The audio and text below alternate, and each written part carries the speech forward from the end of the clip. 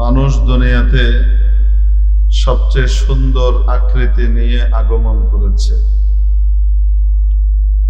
মানুষের বাহ্যিক আকৃতিটা গোটা পৃথিবী বরং গোটা সৃষ্টিকুলের আসমান জমিনে যত সৃষ্টি আছে তাদের মধ্যে সবচেয়ে সুন্দর আকৃতি এবং কাঠামো।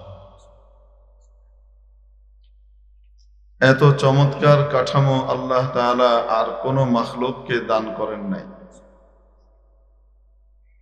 এজন্য কয়েকটা বস্তুর শপথ করে তারপরে বলেছেন ওয়াত্তিন, শপথ তিনের, ওয়াজ্জাইতুন, শপথ জাইতুনের, ওয়াতুরি সিনিন, শপথ তুরে সাইনা, ওয়াহাদাল বালাদিল আমিন, শপথ এই নিরাপদ পবিত্র নগরী অর্থাৎ মক্কার।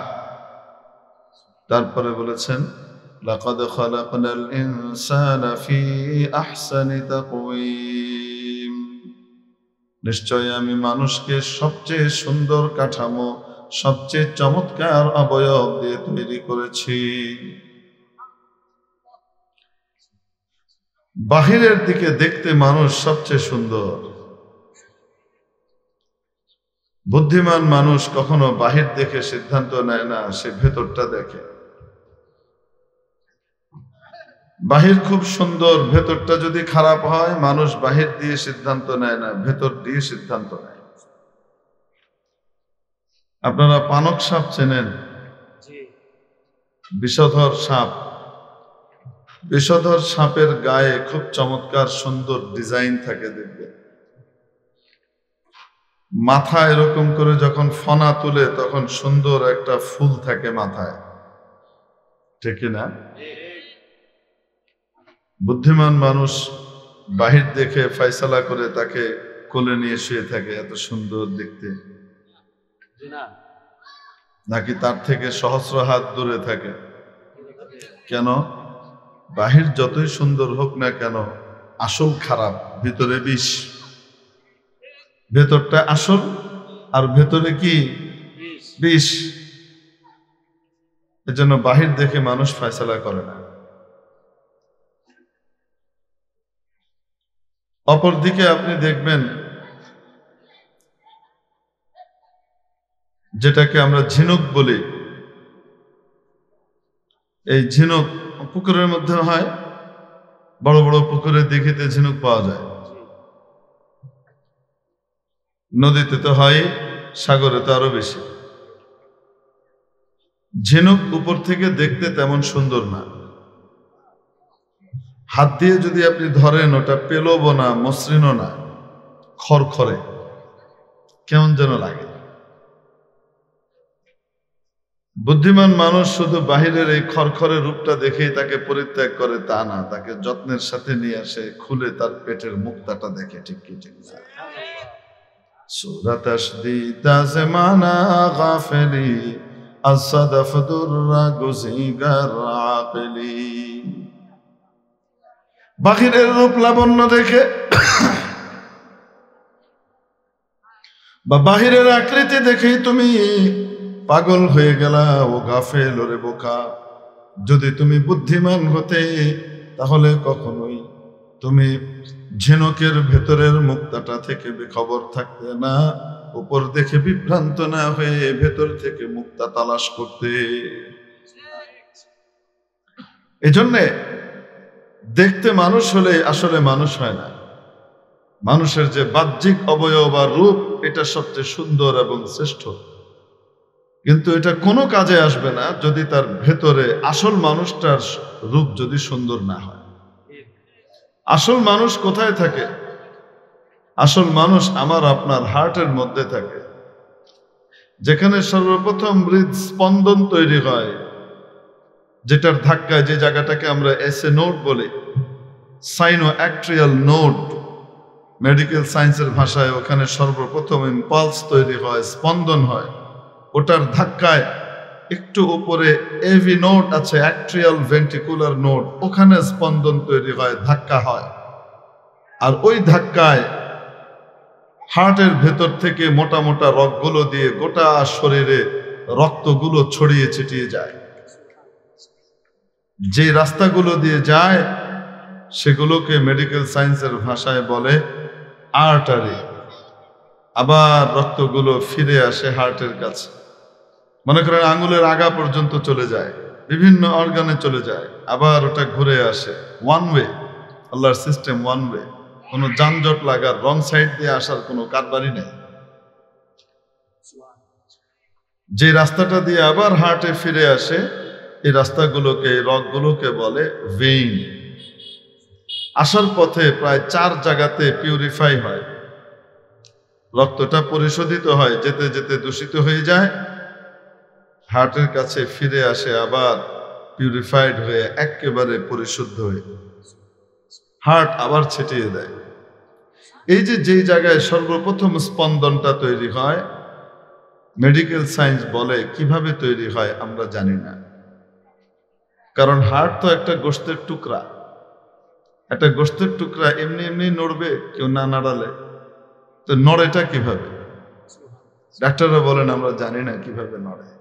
সাইনোঅ্যাক্ট্রিয়াল নোডে কিভাবে স্পন্দন তৈরি হয় এটা ব্যাখ্যা দেয় কেউ কেউ, যে হার্টের ভিতরে কিছু সূক্ষ্ম রগ আছে, এক পাশ থেকে 3 অণু সোডিয়াম ঢুকে আরেক পাশ থেকে 2 অণু পটাশিয়াম বের হয়, এর ভিতরে একটা পাওয়ার জেনারেট হয়, এর মাধ্যমে ওখানে এই হয় সেই একই কথা। সোডিয়াম পটাশিয়াম তো সেই জড় পদার্থই তো, ওটা কিভাবে নড়াচড়া করে, ঢুকে আর যায় কিভাবে?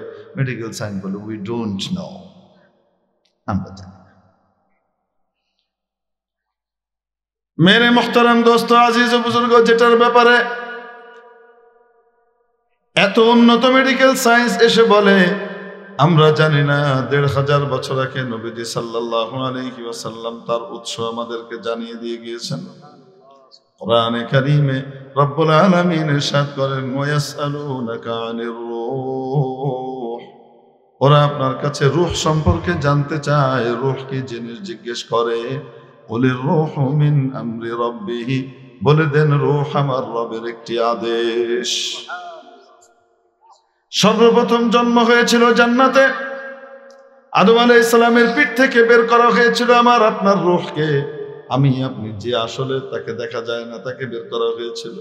সেখান থেকে পাঠানো হলো রূহ জগতে, রূহ জগৎ থেকে পাঠানো হলো মায়ের পেটে, উদর জগতে। যখন 4 মাস বয়স পেটের মধ্যে, তখন যখন 120 দিন পুরা হয় মায়ের পেটে আগমনের পরে, 4 মাস পুরো হওয়ার পরে রব্বুল আলামিন ওই রূহকে রূহ জগৎ থেকে পাঠিয়ে দেন মায়ের পেটে। ওখান থেকে এসেছি বিশ্ব জগতে, এখান থেকে চলে যাব বারজাখের জগতে, ওখান থেকে যাব হাসরের ময়দানে, সেখান থেকে যাব ইনশাআল্লাহ বাবার বাড়ি জান্নাতে। আর যদি কারো কপাল পোড়া হয়, খোদা না খাস্তা, তাকে যাওয়া লাগবে ইবলিসের বাড়ি, চির অশান্তির বাড়ি, জাহান্নামে। তো এই যে রূহ, ওটা হলো আসলে আমি আর আপনি। এটা হলো ড্রেস। এই যে শরীরটা দেখি, এটা অত্যাধুনিক ড্রেস। পৃথিবী থেকে দেখেন চাঁদের দেশে যায় না মানুষ, বলেন না কেন? চাঁদের দেশে যাওয়ার সময় কি করা হয়? যেভাবে আছে এভাবেই চলে যায়? হ্যাঁ, চাঁদের দেশে অক্সিজেন নাই, মানুষ অক্সিজেন ছাড়া বাঁচতে পারবে না। তাই তাকে একটা অত্যাধুনিক খুব দামি একটা স্পেস স্যুট পরানো হয়।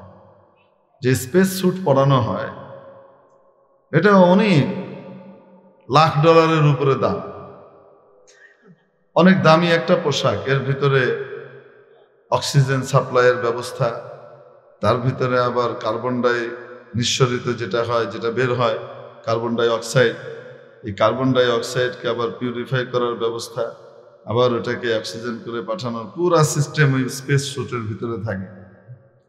আবার যখন সে পৃথিবীর বলয় ছেড়ে বাইরে যাবে, মহাকাশের দিকে ছুটবে, মাধ্যাকর্ষণ শক্তি তো রকেটকে টেনে রাখে। এই বলয় ভেদ করে যাওয়ার জন্য তাকে যে অতিরিক্ত গতি দেওয়া লাগে, সেই গতির জন্য, সেই গতিটাকে বরদাস্ত করবার জন্য শরীর এটা বহন করতে পারে না। মানুষের শরীর ওই পুরো এই চাপটাকে বরদাস্ত করবার ব্যবস্থা, অ্যাবজর্ব করবার ব্যবস্থা ওই পোশাকের ভিতরে থাকে। তো ওই পোশাক পরে যখন কেউ চাঁদে যায়, চাঁদে গিয়ে হাঁটে, আপনারা বিজ্ঞানের বইয়ের ছবি দেখেছেন না? এডুইন অ্যালড্রিন, যে নীল আর্মস্ট্রং, এডুইন অ্যালড্রিন চাঁদের পৃষ্ঠে হেঁটে বেড়াচ্ছেন। ওই যে হেঁটে বেড়াচ্ছেন এর যে ছবি দেখেছেন, কেমন লাগে দেখতে? দেখেন তো, মনে হয় যেন একটা ঢপ ঢপ কি জানি, আর মুখের এখানে ওই যে রুটির মতো বেলা একটা কি জানি, মুখটা রুটির মতো লাগে দেখতে। তো যে ব্যক্তি জীবনে পৃথিবীর মানুষ কেমন এটা দেখে নাই, সে তো চাঁদের দেশে ওইটাকে দেখে মনে করবে পৃথিবীর মানুষ মনে হয় এরকম। বলেন না কেন? কিন্তু যে উপরের যে ড্রেস যেটা, ওইটা কি পৃথিবীর মানুষ না ওইটা ড্রেস? যে দেখে নাই সে ওইটাকেই মনে করবে আসল মানুষ। আসল মানুষ কি ওইটা? ওইটার ভেতরে যে আছে। ঠিক তেমনি ভাবে এই পৃথিবীতে, মর্তের পৃথিবীতে টিকতে হলে, আমার আপনার রূহটা এখানে থাকতে হলে যেই অত্যাধুনিক ড্রেস দরকার, আল্লাহ তাআলা সেই ড্রেসটা বানিয়ে দিয়েছেন। শরীরটা হলো সেই ড্রেসের মতো। এটা আসল মানুষ না। আসল মানুষটা ভেতরে, ওই যে রূহ যেখানে আছে, বলেন যে রূহ আমার রবের আদেশ। যতদিন আদেশ আল্লাহর আছে ততদিন থাকবে। যখন আদেশ চলে যাবে এখান থেকে, তাকে ভবিষ্যতের জগতে পাড়ি জমানো লাগবে। ঠিক কি ঠিক না? তো চাঁদের দেশে যখন মানুষ যায়, যাওয়ার পরে কি করে জানেন? ওখান থেকে তাকে আসার পরে খোলা ময়দানে ছেড়ে দেয় না, তাকে বিশেষ পরীক্ষাগারে নেওয়া হয়, ল্যাবরেটরিতে নেওয়া হয়, যে সে ওখান থেকে যে এসেছে কোনো ভয়ঙ্কর জীবাণু নিয়ে এসেছে কিনা, এমন কোন জীবাণু নিয়ে এসেছে কিনা যে জীবাণু পৃথিবীর মানুষের জন্য ক্ষতিকর। যদি দেখে যে না, কোনো জীবাণু আনে নাই, বাস তাড়াতাড়ি তার মুক্তি হয়ে যায়, সে ওখান থেকে বেরিয়ে খোলা জমিনে বিচরণ করে। আর যদি দেখা যায় যে না, এমন ভয়ঙ্কর জীবাণু নিয়ে এসেছে, এটা পৃথিবীর জন্য ক্ষতিকর, তখন সেই জীবাণুকে আগে ধ্বংস করা হয়। যতক্ষণ ধ্বংস না হয় ততক্ষণ পর্যন্ত তাকে কি করা হয় না, ছাড়া হয় না, সে আটকে থাকে তখন। ঠিক তেমনি ভাবে আল্লাহ রাব্বুল আলামিন আমাকে আপনাকে এই দুনিয়াতে পাঠিয়েছেন, এই অত্যাধুনিক ড্রেসের ভিতরে ভরে দিয়েছেন। এখান থেকে যখন পরবর্তী জগতে পাড়ি জমাবো না, আখিরাতের জগতে, তখন আমার আপনার এই শরীরটাকে সহকারে নিয়ে যাওয়া হয় কই? কবর জগতে নিয়ে সেখানে চেক আপ করা হবে যে কোনো জীবাণু নিয়ে আসছে কিনা, আকীদা ঠিক আছে না আকীদা নষ্ট, আকীদা ঠিক আছে নাকি আকীদা নষ্ট,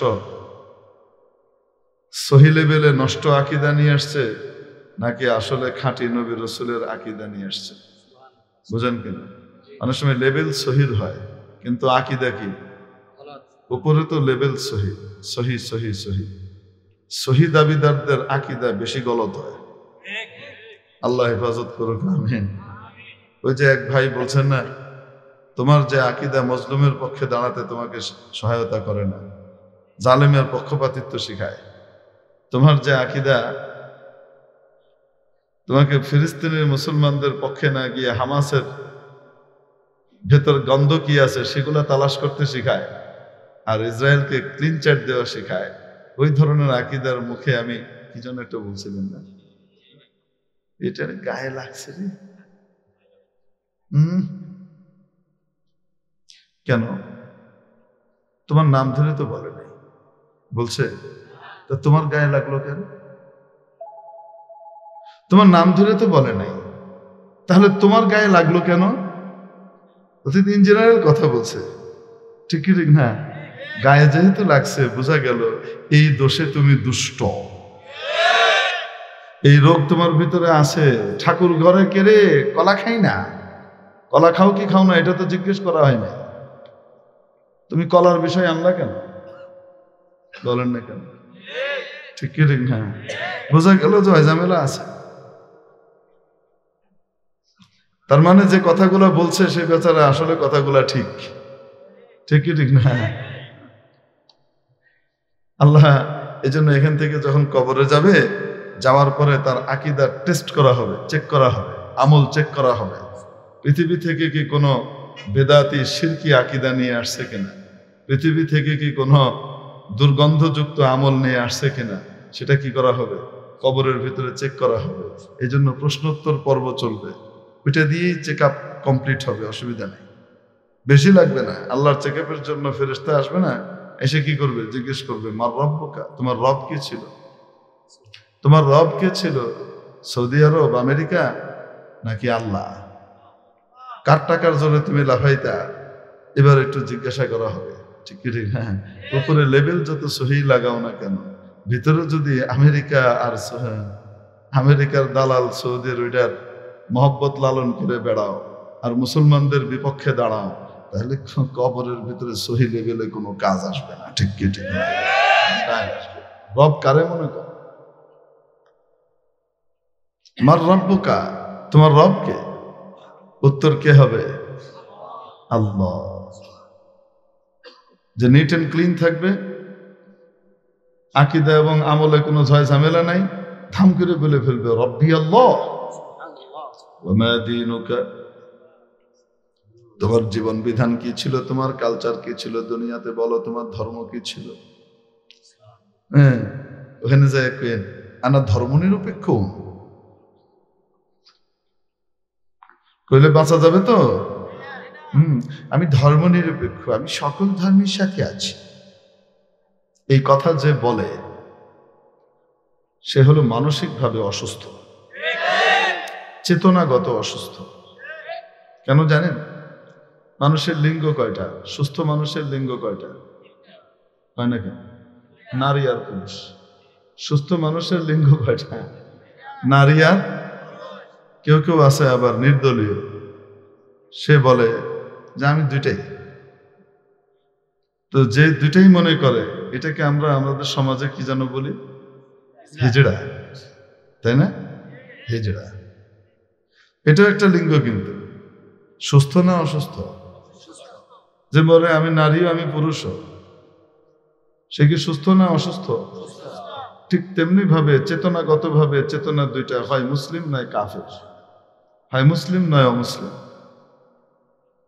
ইহুদি অমুসলিম, খ্রিস্টান অমুসলিম, হিন্দু অমুসলিম, বৌদ্ধ অমুসলিম, নাস্তিক অমুসলিম, সব অমুসলিম।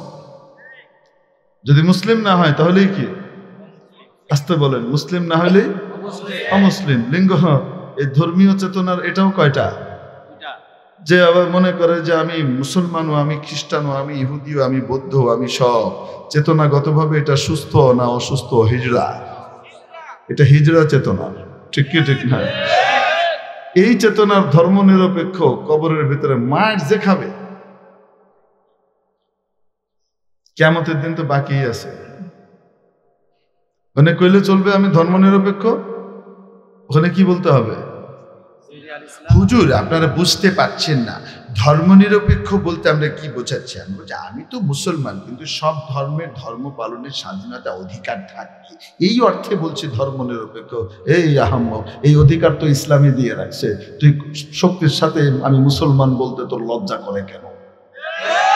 এই অধিকার তো ইসলামে দিয়ে রেখেছে। ঠিক কি ঠিক না? তাহলে তুমি আমি ইসলাম ওয়ালা, আমি মুসলমান বলতে তোমার লজ্জা লাগে কেন? তার মানে বোঝা গেল তোমার উপরে একটা ভিতরে আরেকটা। তো এখানে কবরে গিয়ে আনা ধর্ম নিরপেক্ষ বলে হবে তো? দ্বীনি ধর্ম নিরপেক্ষতা চলবে? কি বলতে হবে? দ্বীনি আল ইসলাম, আরো আস্তে দ্বীনি ইসলাম। ومن هذا الرجل الذي بعث فيكم, এই ব্যক্তিকে যাকে তোমাদের কাছে পাঠানো হয়েছিল, যে ব্যক্তি নবীর তরিকায় সুন্নতের সাথে নিজের জীবন কাটিয়েছে, উঠা বসা চলাফেরা ভেতরে বাইরে, ব্যক্তিগত পরিবার সমাজ রাষ্ট্র সর্বক্ষেত্রে নবীর সুন্নতকে জিন্দা করবার জন্য মেহনত করেছে, সে সাথে সাথে বলবে মুহাম্মাদুর রাসূলুল্লাহ। ফয়সালা হয়ে যাবে। হ্যাঁ, কোনো জার্ম নিয়ে আসে নাই, জার্ম নিয়ে আসে নাই। আকীদাও ঠিক আছে, আমলও ঠিক আছে, কর্মপদ্ধতিও ঠিক আছে। ঠিক কি ঠিক না? জার্ম নিয়ে আসে নাই। অতএব তার ব্যাপারে ফয়সালা হবে, যাও এবার ঘুরে ফিরে বেড়াও, ঘুরে ফিরে বেড়াও মানে আরামে তাকে থাকবার ব্যবস্থা করে দেওয়া হবে, 5 স্টার হোটেল দিয়ে দেওয়া হবে।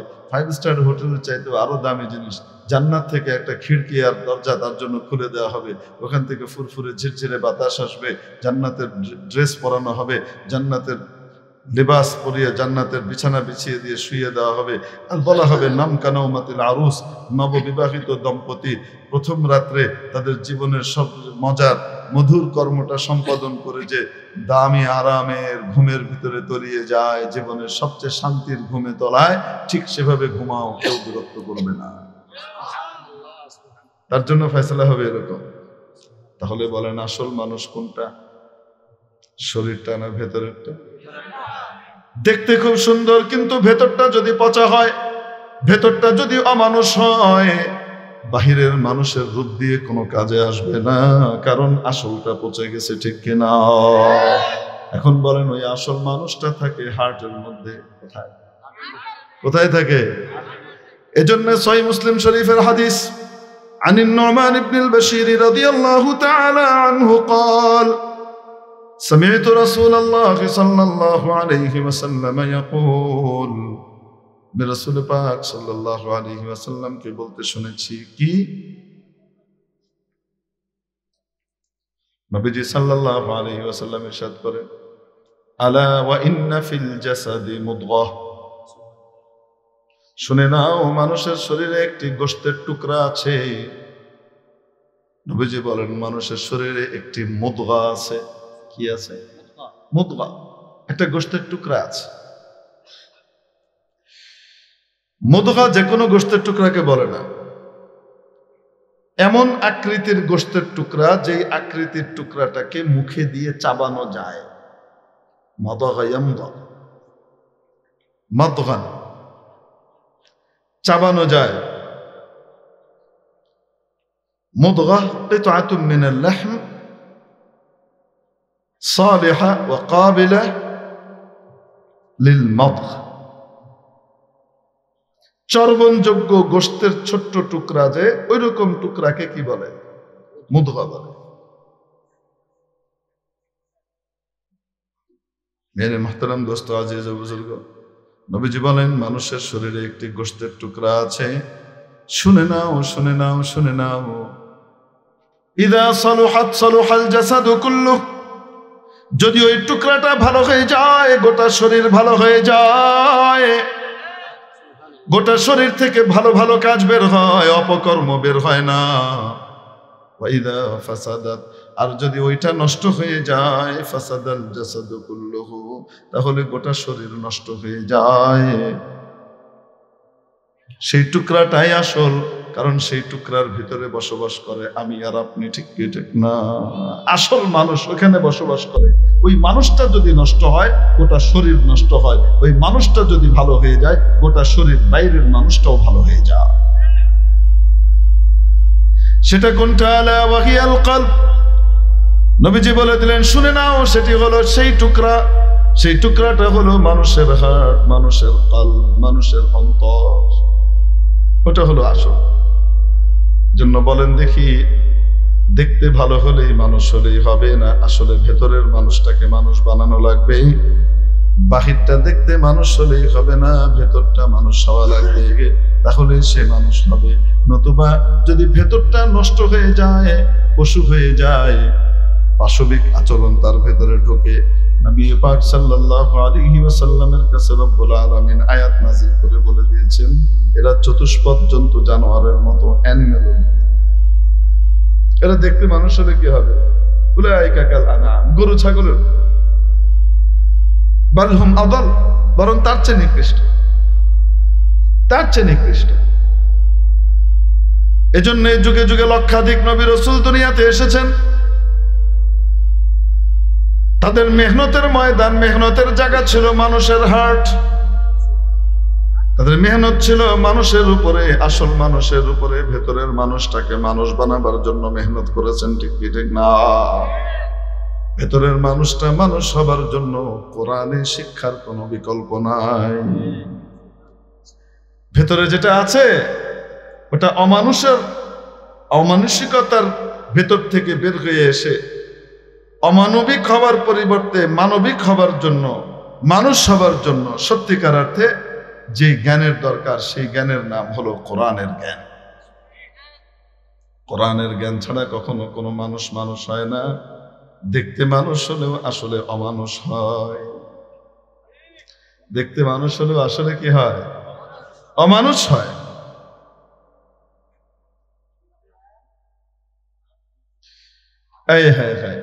নবী পাক সাল্লাল্লাহু আলাইহি ওয়াসাল্লামের আগমনের পূর্বে মানুষের অবস্থা কেমন ছিল? মারামারি, হানাহানি, কাটাকাটি, যুদ্ধ বিগ্রহ লেগেই থাকতো। সবসময় যুদ্ধ বিগ্রহ, মারামারি, কাটাকাটি লেগেই আছে। জোরজার মুল্লুক তার, জোরজার মুল্লুক তার, জুলুমের রাজ। দুর্বল, অসহায় আর সবল তার জন্যই আইন। সে যা বলে তাই আইন, তার মন মতো আইন চলে।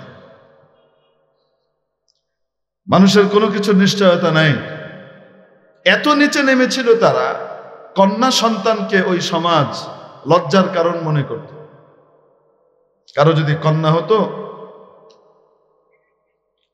ওয়াইদা বুশিরা আহাদুহুম বিল উনসা যাল্লা ওয়াজহুহু মুসওয়াদ্দা।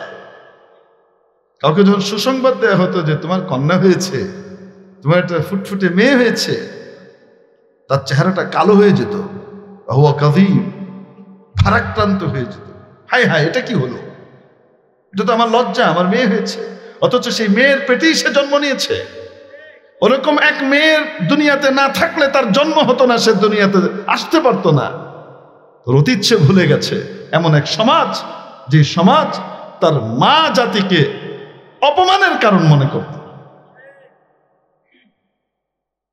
শুধু তাই না, মেয়েটা যখন একটু বলা শোনা কথাবার্তা শুরু করত, তাকে আস্তে করে নিয়ে গিয়ে ওয়াদুল বানাত করত।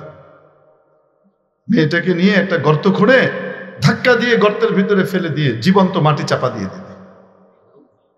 এই ছিল সমাজ। কেন? ভেতরটা নষ্ট হয়ে গিয়েছিল, বাহিরটা তো খুব সুন্দর ছিল। আবুল আহাবের চেহারা কেমন সুন্দর ছিল জানেন? আবুল আহাবকে আবুল আহাব কেন বলা হতো? আবুল আহাবের নাম আবুল আহাব কেন রাখা হয়েছে? লাহাব মানে অগ্নিস্ফুলিঙ্গ। আগুনের স্ফুলিঙ্গ যখন জ্বলে তখন চারিদিক আলোকিত হয়ে যায় না? এত সুন্দর আলো ছড়ায়। আবুল আহাবের চেহারা এত সুন্দর ছিল, মনে হচ্ছিল যেন আগুন ঠিকরে বেরোচ্ছে শরীর থেকে। এজন্য নাম রাখা হয়েছে আবুল আহাব। ভেতর তো অনেক সুন্দর, বাইরটা তো খুব সুন্দর ছিল, ভেতরটা নষ্ট ছিল, পচা ছিল। এজন্য কোরআন আয়াত নাযিল হয়েছে, তাব্বাত ইয়াদা আবি লাহাবি ওয়া তাব। ঠিক কি ঠিক না? বাহির নয়, ভেতরটা নষ্ট হয়ে গিয়েছিল। গোটা সমাজ পচে গিয়েছে। এই পচা সমাজ ব্যবস্থার ভিতরে দয়ার নবী নবীজি মুহাম্মদুর রাসূলুল্লাহ সাল্লাল্লাহু আলাইহি ওয়াসাল্লামের আগমন হলো। সর্বশ্রেষ্ঠ শিক্ষা ব্যবস্থা কোরআনে কারীম আরশে আজিম থেকে তার হৃদয়ে ঢেলে দেওয়া হলো। কোরআনের জ্ঞান দ্বারা তাকে উদ্ভাসিত, আলোকিত করে দেয়া হলো। নবীজি সাল্লাল্লাহু আলাইহি ওয়াসাল্লাম মানুষের দিলের মধ্যে উপরে মেহনত করে কোরআনের জ্ঞানে তাদেরকে আলোকিত করে তুললেন, জ্ঞানী করে তুললেন। কোরআনের আলোয় তাদেরকে আলোকিত করলেন। ওই সমাজ, যে সমাজ নিজের মেয়েকে জীবন্ত কবরস্থ করত, মেরে ফেলত, মারামারি, কাটাকাটি, হানাহানি, জিনা, ব্যভিচার, চরিত্র বিধ্বংসী কাজ যে সমাজে ব্যাপক ছিল। এক ভদ্রলোক বলেন, ইয়ারমুকের যুদ্ধে আমি আমার চাচাতো ভাইকে খুঁজতে লাগলাম, তার জন্য পানি নিয়ে যাচ্ছিলাম, যদি আহত হয় তার মুখে একটু পানি দেব। খুঁজতে খুঁজতে আমার ভাইকে পেলাম, দেখি আহত অবস্থায় পড়ে আছে, প্রাণবায়ু নির্গত হবে হবে। তার মুখের কাছে পানি নিয়ে গেলাম, পানি খাবার জন্য পেয়ালাটা তার মুখের কাছে নিয়েছি। ঠিক ওই সময় একটু দূরেই কেউ চিৎকার করে বলল, আহ, পানি। সাথে সাথে আমার ভাই বললেন, আমার ওই ভাইকে আগে পানি পান করিয়ে আসো, ওনার বেশি দরকার। আমি দ্বিতীয় ব্যক্তির কাছে গেলাম পানি পান করাবার জন্য, তার মুখে মাত্র পানির পাত্রটা লাগিয়েছি, পান করবে। ঠিক সেই মুহূর্তেই আরেকজন লোকের চিৎকার ভেসে আসলো, আহ পানি পানি। ওই ব্যক্তি বললেন, যাও, কথা ঠিক মতো বলতে পারছে না, আওয়াজ বেরোচ্ছে না, যাও, আমার ওই ভাইয়ের পানি বেশি দরকার, ওনাকে আগে পানি খাওয়াও, তারপর। আমি তৃতীয় ব্যক্তির কাছে ছুটলাম পানি পান করাবার জন্য, যে দেখি উনি শহীদ হয়ে গেছে। ফিরে আসলাম দ্বিতীয় ব্যক্তির কাছে, এসে দেখি উনিও আল্লাহর পেয়ারা হয়ে গেছেন। ছুটতে ছুটতে আসলাম প্রথম ব্যক্তি আমার চাচাতো ভাইয়ের কাছে, তাকে যদি পানিটা খাওয়ানো যায়।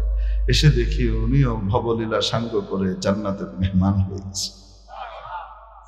ওই লোকগুলা যাদের পাশবিকতা এবং পৈশাচিকতা পৃথিবীর যে কোনো সময়ের পাশবিকতা পৈশাচিকতাকে হার মানিয়েছিল, সেই মানুষগুলো কোরআনের আলোয় এমন আলোকিত হলেন, এমন আলোকিত হলেন, এমন সোনার মানুষে পরিণত হলেন, জীবনের শেষ লগ্নেও নিজে না খেয়ে অন্যকে খাওয়ানোর দিকে, অন্যকে প্রাধান্য দিতে লাগলেন, অন্যের প্রয়োজন পুরো করাকে বেশি গুরুত্ব দিতে লাগলেন। নিজে পিপাসিত অবস্থায় দুনিয়া থেকে চলে গেলেন, পানি খেলেন না, কিন্তু অন্য ভাইয়ের মুখে পানি পাঠিয়ে দিলেন। এইরকম সোনার মানুষ তৈরি করতে হলে কোরআনে শিক্ষার বিকল্প নাই। এজন্যই মাবুদ বলেছেন, আর রহমান, মহাদয়াবান, আল্লামাল কোরআন।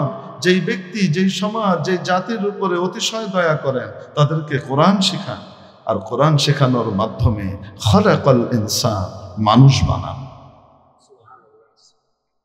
মেরে মুহতারাম দোস্ত, অতএব সোনার মানুষ তৈরি করতে হলে, সোনার দেশ তৈরি করতে হলে সোনার জাতি লাগে, সোনার জাতি তৈরি করতে হলে সোনার সমাজ লাগে, সোনার সমাজ তৈরি করতে হলে সোনার মানুষ লাগে, আর সোনার মানুষ বানাতে হলে কোরআনী শিক্ষার কোনো বিকল্প নাই। কোরআনী শিক্ষাকে বাইপাস করে, কোরআনী শিক্ষাকে পেছনে ফেলে বিজাতীয় কালচার আর শিক্ষা ব্যবস্থাকে আনয়ন করার মাধ্যমে মানুষ নামের অমানুষ তৈরি হবে, মানুষ তৈরি হবে না। পাশ্চাত্যের কালচার, 18 বছর হয়ে গেছে, সন্তান তার বাপ মাকে ফেলে দিয়ে চলে যায়, সে স্বাধীন। সে তার বিয়ে শাদীর ক্ষেত্রে তার বাপ মার মতামতের কোনো প্রয়োজনই মনে করে না, সমাজের কোনো প্রয়োজনই মনে করে না। সে নিজের মতো বিয়ে শাদী করে কিছুদিন পরে ডিভোর্স। বাদ, কুকুর যেমন আরেক কুত্তিকে কিছুদিন ইউজ করে শেষ, তারপরে আরেক কুত্তি খুঁজে, ভাদ্র মাস আর কার্তিক মাস, ওইরকম কিছুদিন পর পর জামাই আর বউ বদল চলতে থাকে। কয়েক বছর পর পর যেই কয়দিন যৌবন আছে, রস আছে, ওই কয়দিন তার পিছনে অনেকেই দৌড়াইতে থাকে। যখন রস শেষ, তখন বর্তমানের তাসলিমা নাসরিনের মতো অবস্থা হয়। আমার এলাকায় বাড়ি ময়মনসিংহে, রজব আলী ডাক্তারের মাইয়া। আর আব্বারা চিনতেন তার বাপরে, তার বাপ নাই খুব ভালো মানুষ, যদিও তার বাপের নামে সে যা লিখছে, কাজের মাইয়ার লাগে কি কি করছে না করছে, এগুলি বইয়ের ভিতরে লিখছে নিজের বাপের নাম। এটা কি সুস্থ না অসুস্থ? এ তো অসুস্থ। শুধু তাই না, তার মায়ের নামেও লিখছে, তার মাও নাকি কাল্লা কি কি করতেছে এডি হে দেখছে, বই আছে তার লেখা। এদেরকে আবার আমাদের বুদ্ধিজীবী সমাজ প্রোটেকশন দেয়, প্রগতিশীল।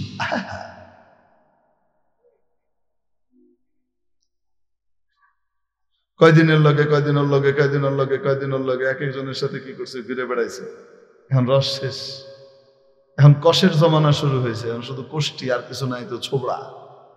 এখন আর কেউ দেখবার আয় না। এখন নাকি গোসল করতেও ভাল লাগে না, গা থেকে উৎকট গন্ধ বেরোচ্ছে, গোসল করতে মন চাচ্ছে না। কেমন যেন ওই দুর্গন্ধ পোশাকে আমার উপর অধিকার করে বসেছে। কোন স্ট্যাটাস দিচ্ছেন, বুঝেন নাই মনে হয়? পাশ্চাত্যের দশা কি ওইরকমই। রস শেষ, এখন আর চুষার মতো তো কিছু নাই তোমার কাছে, তোমার কাছে কেন আসবে? চামড়া ঢলে গেছে, চেহারা রং পরিবর্তন হয়ে গেছে, এখন তুমি বুড়ি হয়ে গেছো, এখন তুমি বুড়া হয়ে গেছো, এখন তার কাছে কেউ আসে না। ফলাফল ওল্ড হোম, বৃদ্ধ নিবাস, সমাজের ভাগাড়, আবর্জনার মতো মনে করা হয়। যাও এখন আবর্জনার মতো এখানে থাকো, যে কয়েকদিন থাকতে পারো, ডাম্প করে দিয়ে আস। বাবা মার খোঁজ নেওয়ার সময় নাই, ওখানে থেকেই জীবন শেষ। বৃদ্ধ নিবাসে জীবন শেষ। না ছেলে পেলে কাছে আছে, না নাতি নাতকর কাছে আছে, না দাদা না দাদি এই ডাক শুনতে পারে, না নানা আর নানি এই মধুর ডাক শুনতে পারে। ঠিক কি ঠিক না? এই সুযোগ সুযোগ এভাবে জীবন শেষ। কোরআন বিমুখ শিক্ষা ব্যবস্থা মানুষকে এরকম জানোয়ারের জীবন দেয়। তাকে জিজ্ঞাসা করার কেউ নাই। বাপ মারা গেছে, মা মারা গেছে, হুমায়ুন আহমেদ সাহেব লিখেছেন, কর্তৃপক্ষ ফোন করেছে, তখন আব্বা মারা গিয়েছে, আসো দাফন কাফন করো। সন্তানকে ফোন দিয়েছে, সন্তান বলছে আমি খুব বিজি, আমি আসতে পারবো না, তোমরা কাজকর্ম সেরে ফেলো, এই ঝামেলা মাথায় নেওয়ার সময় আমার এখন নাই, বিল যা আসে পাঠিয়ে দিও, টাকা পাঠিয়ে দিও। এই হলো জিন্দেগি। যে শিক্ষা ব্যবস্থা এরকম সমাজ তৈরি করে, ওই শিক্ষা ব্যবস্থা যতই বৈজ্ঞানিক হোক, যতই উন্নত সুন্দর রাস্তাঘাট দেখ না কেন, ওইটা বাইরের চাকচিক্য, মানুষের উন্নতির শিক্ষা ব্যবস্থা নয়, অমানুষের শিক্ষা ব্যবস্থা। ওই শিক্ষা ব্যবস্থা আমার দেশে আমদানি করে আমার দেশের মানুষের ঘাড়ের উপরে চাপিয়ে দেওয়ার যে পরিকল্পনা চলছে, যারা করছো তারা অপেক্ষা করো, তোমার বাচ্চারাও তোমাদেরকে ওই ওল্ড হোমে ডাম্প করে ফেলে রেখে আসবে, বেশিদিন লাগে। এই ধরনের ব্যর্থ শিক্ষা ব্যবস্থা এই জাতি চায় না। আমাদের ঘাড়ে যদি চাপিয়ে দেন, একবার তো 25 বছরের জন্য পাঠিয়ে দেওয়া হয়েছিল, তাই না? দেখবেন 3, 25, 75 বছরের জন্য পাঠিয়ে দেওয়া হবে, আর চেহারা দেখানো লাগবে। অনতিবিলম্বে কোরআন সুন্নাহর আলোকে সজ্জিত সুন্দর মানবতা মনুষ্যত্বের শিক্ষা ব্যবস্থা প্রণয়ন করেন এবং জাতিকে উপহার দেন। জাতির সাথে খেলাধুলা করবেন না। আমি এই জন্য বলেছিলাম, বর্তমান আওয়ামী লীগের জনপ্রিয়তা নষ্ট করবার জন্য কেউ দরকার নাই, ওনার এক শিক্ষা মন্ত্রণালয় যথেষ্ট। ঠিক নির্বাচনের আগ দিয়ে প্রত্যেক বছর একটা একটা করে কাম করতে থাকে। গত বছর তো পারলে বান্দর বানাই দিছিল যদি আলেম ওলামারা না থাকতো। অন্য কেন এবার অমানুষ বানানোর ধান্দা চলতেছে, মানুষ নামের অমানুষ। আমাদের সমাজ কি বলেন? আমাদের সমাজ এরকম? এই যে আমেরিকানদের সমাজ বললাম, এরকম সমাজ কি আমাদের সমাজ? আমাদের সমাজ কেমন? একজন সন্তান কিসের 18 বছর, কিসের 28 বছর, কিসের 38 বছর, কিসের 58 বছর, 68 বছর বয়স হলেও তার বাবা মার পায়ের তলে নিজের জান্নাত খুঁজে বেড়ায়। তার বাবা মার খেদমত করা নিজের জীবনের সবচেয়ে বড় গৌরবের কাজ মনে করে। আসতে বলেন ঠিক কি ঠিক না? বৃদ্ধ বয়সে এই মুরব্বী যখন বেঁচে থাকে, আনন্দের মধ্যে বেঁচে থাকে, এই ছেলের বাড়ি, ওই ছেলের বাড়ি, এই মেয়ের বাড়ি, ওই মেয়ের বাড়ি, এই নাতি, ওই নাতকর, এরা একদম ঘিরে রাখে। জান্নাতের এই বাচ্চাগুলা মানে জান্নাতি শিশুর মতো চারিদিক থেকে ঘিরে রাখে। দাদা নাদি, দাদা নানি, এইভাবে আনন্দের ভিতরে থাকতে থাকতে শেষ নিঃশ্বাস ত্যাগ করে লা ইলাহা ইল্লাল্লাহ মুহাম্মাদুর রাসূলুল্লাহ পড়তে পড়তে দুনিয়া থেকে চলে যায়। এখানেও সুখী, জান্নাতে গিয়েও সুখী। আসতে বলেন ঠিক কি ঠিক না? তাহলে এই যে সমাজ, আমাদের সমাজের এই যে পরিবর্তন, ওদের মতো আমরা হই নাই। আমরা যে এর চেয়ে অনেক ভালো আছি। কেন? কোরআনের বরকতে, কোরআনের শিক্ষার বরকতে। এখানকার স্কুল কলেজ পড়ুয়া বাচ্চাগুলো ছোটবেলায় মসজিদের মক্তবে গিয়ে সকালবেলায় পড়াশোনা করতো। আসতে বলেন ঠিক কি ঠিক না? এখানকার বাচ্চারা বড় হবার পরে এই যে নওজোয়ান যুবকরা কলেজে পড়ে, ভার্সিটিতে পড়ে, এরা ওয়াজ মাহফিলের কোথায় হবে সেই ওয়াজ মাহফিলের জন্য দৌড়াদৌড়ি করতে থাকে, কোরআনের কিছু বাণী শুনবে। ঠিক কি ঠিক না? জুমার নামাজে আজানের আগে গিয়ে হাজির হয়ে যায়, হুজুরের মুখ থেকে কোরআনের কিছু আলোচনা শুনবো, দিন জীবনটাকে সাজাবো। আসতে বলেন ঠিক কি ঠিক না? এই কোরআনী আলো এবং শিক্ষার যে ছটা আমাদের দেশের ভিতরে ছড়ছে, এই সমাজকে আলোকিত করে দিয়েছে, সুখী সমাজে পরিণত করেছে। হয়তো আমাদের পেটে ভাত নাই, হয়তো পেঁয়াজের দাম অনেক বেশি, হয়তো খাবারের দাম অনেক বেশি, হয়তো আমাদের মাথার উপরে সুন্দর কোনো ভালো চাল নাই, বাড়িতে চুলা জ্বালানোর মতো ব্যবস্থাও হয়তো নাই। হয়তো অনেক রকমের কষ্ট আছে, যতই থাক না কেন আমাদের মনের ভিতরে আল্লাহ সুখ দিয়ে রেখেছেন। ঠিক কি ঠিক না? পারিবারিক ভাবে, সামাজিক ভাবে আমরা সুখী, আলহামদুলিল্লাহ। এজন্য কোরআনের শিক্ষার দিকে আগাবার নিয়ত কে কে করেছে দেখি একটু হাত উঠিয়ে দেখাই তো। আল্লাহু আকবার, লিল্লাহি তাকবীর, লিল্লাহি তাকবীর। আল্লাহ রাব্বুল আলামিন কবুল করেন, হাত নামাই আমিন। অতএব এই মানুষ বানানোর যে কারখানা, এই কারখানার নামই হলো কওমি মাদ্রাসা। মানুষ বানানোর কারখানার নাম হলো মাদ্রাসা। ঠিক কি ঠিক না? কোরআনের দ্বারা, কোরআনী শিক্ষার দ্বারা মানুষ মানুষ হয়, আর এই মানুষ বানানোর কারখানা হলো মাদ্রাসা। এই মাদ্রাসা যদি বেঁচে থাকে তাহলে মানবতা, মনুষ্যত্ব টিকে থাকবে, না হলে আমরা সব অমানুষ হয়ে যাব। দেখতে মানুষ, আসলে জন্তু জানোয়ারের জীবন হবে, কুকুরের জীবন হবে, গরু ছাগলের জীবন হবে। আল্লাহ রাব্বুল আলামিন আমাদেরকে এই মাদ্রাসার সাথে লেগে থাকবার তৌফিক দান করেন। কে বলছে চলে গেছে? কেন তো 9:30 আনেন নাই কেন? 9:30 হুজুরের সময় ছিল, তো হুজুরকে আনেন নাই কেন? যখন চলে যাচ্ছেন তখন কেন বলেন নাই?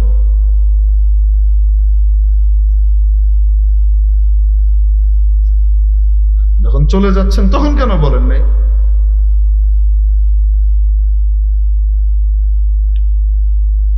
হুজুরকে ফোন দেন, বলেন হুজুর এখনো ছেড়ে দিচ্ছে, আসতে বলুন।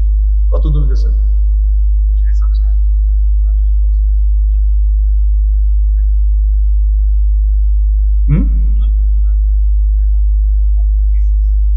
আচ্ছা,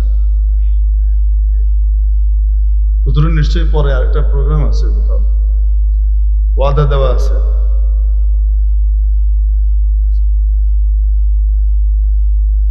হুজুর 1 ঘন্টা বয়ান তো করতেন নাকি না? হ্যাঁ, তো আপনারা ওই সময় আমাকে জানাইতেন, আমি আধা ঘন্টা নিমটাই দিতাম, হুজুর কি করতেন? সুন্দর করে বয়ান করে তারপরে আপনাদেরকে হয়তো 15 মিনিট ওনার সময় থেকে একটু বাড়তো, ওখানে ম্যানেজ করে ফেলতে পারতো। এটা কেমন খারাপ জিনিস হয়ে গেল না?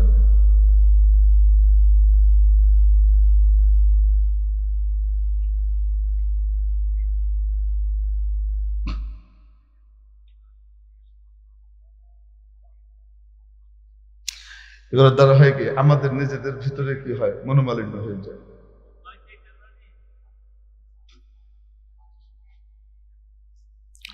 লা ইলাহা ইল্লাল্লাহ ওয়াহদাহু লা শারীকা লাহু, লাহুল মুলকু ওয়া লাহুল হামদু ওয়া হুয়া আলা কুল্লি শাইইন কাদির।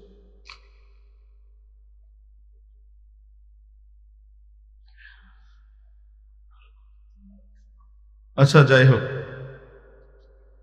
তাহলে কোরআনের সাথে আমাদের জীবনকে লাগিয়ে রাখবার ভিতরেই আমাদের মুক্তি, কল্যাণ, সফলতা, কামিয়াবি। কোরআন থেকে যত দূরে সরব তত বেশি আমাদের জীবন নষ্ট হবে।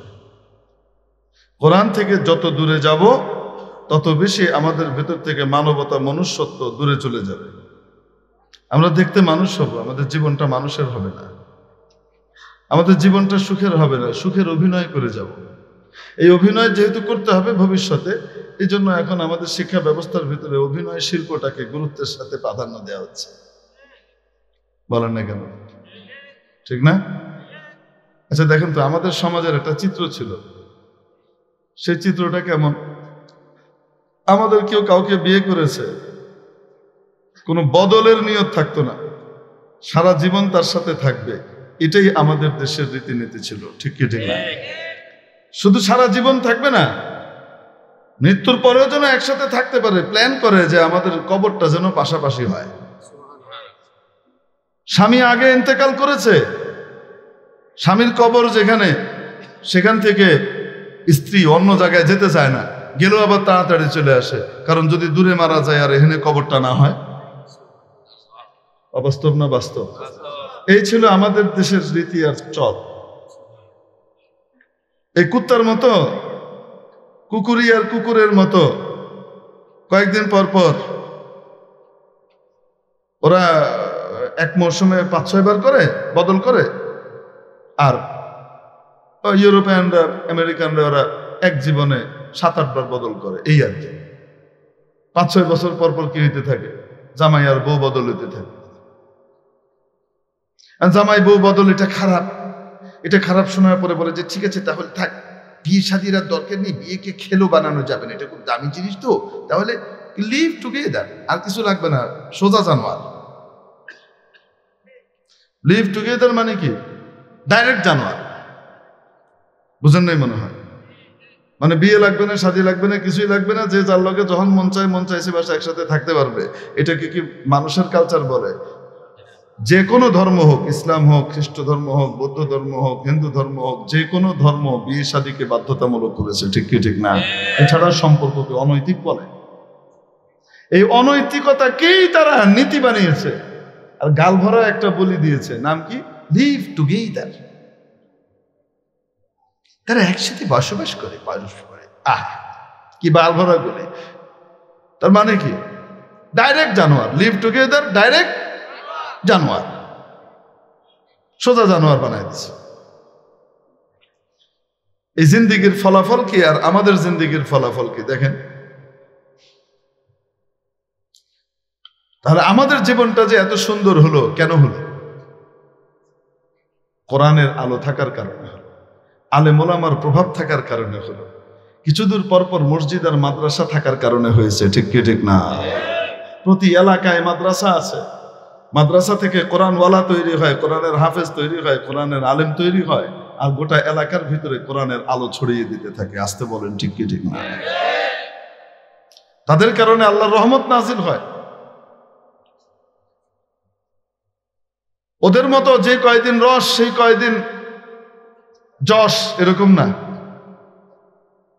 যে কয়দিন রস ওই কয়দিন যশ, এরকম না। আমাদের এখানে তো রীতি ছিল এটা, যখন রসের জমানা শেষ হয়, কষের জমানায় মহব্বত আরো বেশি পাকাপোক্ত হয়। বলেন না কেন? ঠিক না? রসের জমানা যখন শেষ হয়, যখন যৌবন শেষ হয়ে গেছে, ওইখানে কেউ জিজ্ঞাসা করার নাই। আর এখানে স্বামী আর স্ত্রী একে অপরের ভিতরে মিল মহব্বত যত দিন যায় তত বাড়ে, শরীর যত দুর্বল হয় মন তত সবল হয়। বলেন না কেন? শরীর যত দুর্বল হয়, শারীরিক চাহিদা যত কমতে থাকে, তাদের মানসিক মহব্বত তত বেশি বাড়তে থাকে। অবাস্তব না বাস্তব? কিন্তু আমাদের এই সমাজে কিন্তু বহুদিন আগ থেকে আপনারা জানেন, একটা জাত ছিল, একটা তবকা, একটা শ্রেণী, যারা ওই যে ইউরোপের মতো ওই কুত্তা কালচার ফলো করত। কয়দিন পর পরে যাদের জামাই নাই, বউ নাই, বদল হয়ে গেছে, আরেকটা লইছে, এই কারবার হইতো। ওটা কোনটা বলেন তো? অভিনয় জগৎ। বলেন না কেন? কি জগৎ? চলচ্চিত্র জগৎ। আচ্ছা ঠিক আছে, ওই চলচ্চিত্র কি করে? অভিনয় তো করে। এই অভিনয় জগতের যারা বাসিন্দা ছিলেন, ইনাদের মধ্যে খুব কম, রেয়ার, হাতে গোনা 2-3 জন পাওয়া যাবে যারা এক স্বামী এক স্ত্রী নিয়ে জীবন শেষ করে দিছে, ঠিক কি ঠিক না? বেশিরভাগেরই কালচার হলো বদল হয়ে গেছে, বদল হয়ে গেছে, কুত্তা বদল হয়েছে, কুত্তি বদল হয়েছে। কন্যা কেন?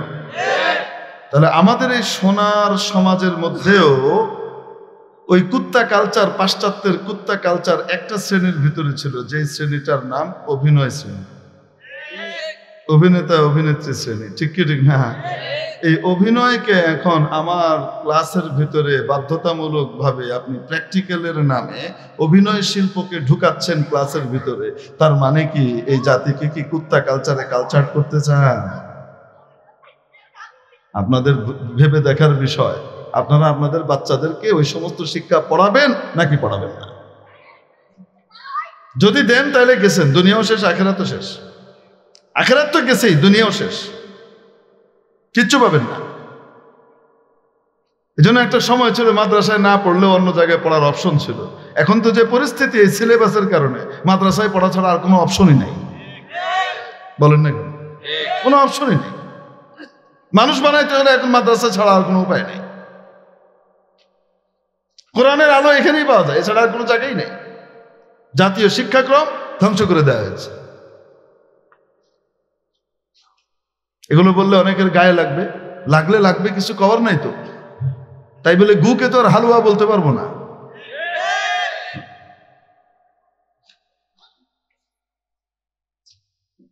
বলেন না কেন? আচ্ছা মনে করেন আমরা বললাম না যে এটা গু, এটা আমরা বললাম না, আমরা চুপই থাকলাম, তো গোটা সমাজকে যে হালুয়ার নামে গু খাওয়াই দিল, এটার কারণে সমাজ কি খাইলো? ওরা এতবার হালুয়া বলছে, অমুক ডক্টর সাহেব, অমুক শিক্ষা বিশেষজ্ঞ এটাকে হালুয়া বলছে, তাই বলে কি হালুয়া গু হালুয়া হয়ে গেছে? না কেন? হুজুর উপরে গাজর আর হালুয়ার ফ্লেভার দিয়ে দেওয়া হয়েছে, দুর্গন্ধ নাই। দুর্গন্ধ না থাক, জিনিস তো ওইটাই। আরে কন্যা কেন? সাময়িকভাবে দুর্গন্ধ না থাকলে কি হবে? জিনিস তো নিজ দিয়েই বেরিয়েছে। ওখান থেকে জাতিসংঘ গিলাই দিছে, আর এখান থেকে এদের তলা দিয়ে বের করে এগুলো এখন জাতিকে খাওয়াই দিছে। জাতিসংঘ নাকি বলছে, শিক্ষা বিভাগীয় অধিদপ্তরের বড় কর্তা টেলিভিশনের সামনে এসে বললেন, জাতিসংঘ 52টা দেশের জন্য সুপারিশ করেছে উন্নত শিক্ষা ব্যবস্থা, আমরা সেই সুপারিশের আলোকে শিক্ষা ব্যবস্থা তৈরি করেছি। বাবা, মানে ওরা গিলাইছে, ওই গিলানোর পরে তলা দিয়ে যা গুবে রয়েছে, এটা জাতিকে খাওয়াইতেছে। জাতিসংঘ সফল সংঘ না ব্যর্থ সংঘ? 75 বছর হয়ে গেছে, ফিলিস্তিনি সমস্যার কোনো সমাধান করতে পারে নাই, ব্যর্থ। ঠিক কি ঠিক না? 6 বছরের বেশি হয়ে গেছে, রোহিঙ্গা সমস্যার সমাধান আজও করতে পারে নাই, ব্যর্থ। এই ব্যর্থ জাতিসংঘের সুপারিশে যে শিক্ষা ব্যবস্থা তৈরি হবে, সেই ব্যর্থ শিক্ষা ব্যবস্থা দিয়ে একটা ব্যর্থ জাতি তৈরি হবে, কোনো সফল জাতি তৈরি হবে না। জাতিকে এই ব্যর্থতার দায় থেকে মুক্ত করতে হলে কোরআনী শিক্ষার কোনো বিকল্প নাই। অতএব কোরআনী শিক্ষায় আমাদের বাচ্চাদেরকে কে কে দিব? একটু হাত উঠিয়ে দেখাই তো দেখি। আল্লাহ কবুল করেন, আমিন। এই কোরআন নিকেতনগুলো টিকে থাকবার জন্য আমাদের সকলের অংশগ্রহণের দরকার আছে না নাই? অন্যের স্বার্থে না, নিজের স্বার্থে। মেরে মোহতারাম দোস্ত, যেখানে কোরআনের তেলাওয়াত হইতে থাকে সেই এলাকার উপরে আল্লাহর রহমত বরকত নাজিল হইতে থাকে। একবার আপনাদেরকে এক ঘটনা শুনিয়েছিলাম আমি। আমাদের দেশে 2016-17 দিকে একবার ভয়ঙ্কর একটা ভূমিকম্প হলো, মনে আছে না? রিখটার স্কেলে যেটার মাত্রা ছিল 7.8। 7.8 তো বহুত পরের কথা। 6.89 মাত্রার ভূমিকম্পে পৃথিবীর বিভিন্ন দেশে বিশাল ধ্বংসযজ্ঞ হয়ে গেছে, হাজার হাজার মানুষ মারা গেছে। সেখানে প্রায় 8-এর কাছাকাছি ভূমিকম্প হয়েছে। আমাদের দেশে একজন মানুষও মারা গেল না, একটা বাড়ি ঘরও ভাঙলো না। কি অদ্ভুত ব্যাপার না? তো এক ভদ্রলোক খুব চিন্তা করছিলেন যে এত বড় ধ্বংসযজ্ঞ হওয়ার কথা, কিছুই হলো না কেন? উনি চিন্তা ভাবনা করে ওনার মাথার ভিতরে এসছে, দুনিয়াদার মানুষ, কিন্তু যে কেউ আল্লাহকে পাওয়ার জন্য চেষ্টা করবে, আল্লাহ তাকে কিন্তু রাস্তা দেখাবে। চিন্তা করেছে, আল্লাহ রাস্তা দেখিয়েছে। তো ওই ভদ্রলোক নিজে বলছেন যে আমি চিন্তা করতে করতে করতে করতে সরকারি দলের একজন এমপি আর কি, সরকারি দলের এমপি যেটা সত্য কথা কেবো, ভালো কথা কেবো, ওটাকে আমরা বলবো খারাপ কথা? কন্যা কেন? হ্যাঁ, সুইজারল্যান্ডে সব পাচার করলে সেখানে আমরা যেমন খারাপ কমু, ভালো কথা করলে হেটারও ভালো কমু। ঠিক কি ঠিক? হ্যাঁ হ্যাঁ, যাই হোক। এখন ওই ভদ্রলোক বলেন, আমি চিন্তা করতে লাগলাম যে এত বড় ভূমিকম্প হলো, কিন্তু একটা লোক আমার দেশে মারা গেল না, একটা বিল্ডিং ধসে পড়লো না, অথচ এর চেয়ে মজবুত শক্তিশালী স্ট্রাকচারের বিল্ডিং ধসে শেষ হয়ে গেছে। এর চেয়ে কম মাত্রার ভূমিকম্পে পৃথিবীর সকলে অংশগ্রহণ করব। যারা অংশগ্রহণ করবে, এখান থেকে কথাগুলো যারা শুনছে, যারা আমল করবে, তাদের সকলের আমল সম পরিমাণ সওয়াব আনুপাতিক হারে তার আমল নামাও যেতে থাকবে।